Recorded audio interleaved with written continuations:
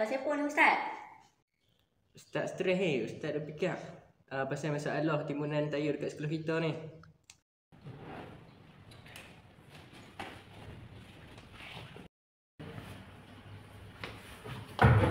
Ustaz, saya dah dengar dah semuanya. Saya rasa saya ada inisiatif untuk masalah ni. Macam mana?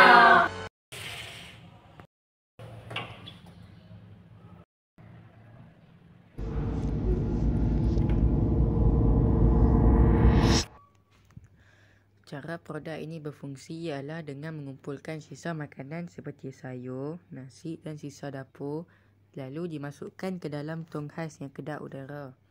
Proses penguraian pun berlaku dalam keadaan tiada oksigen di dalam tong khas.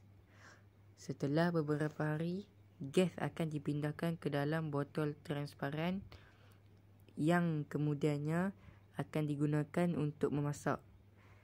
Gas ini akan disalurkan melalui pipe PC. Proses ini memakan masa sehingga 8 hari.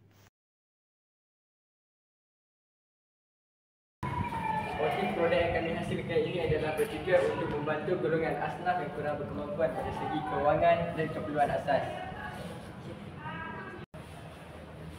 Saya percaya usaha kecil kami ini dapat memberi impak yang besar kepada golongan asnaf yang memerlukan.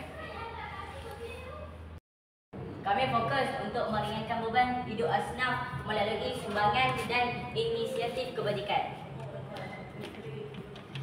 Bantuan yang diberikan bukan sahaja bersifat sementara, tapi juga menyokong kelangsungan hidup mereka dalam jangka panjang. Akhir kata daripada kami berharap agar projek yang kami lakukan ini dapat membantu segelintir golongan asnaf yang kurang berkemampuan. Sekian, terima kasih.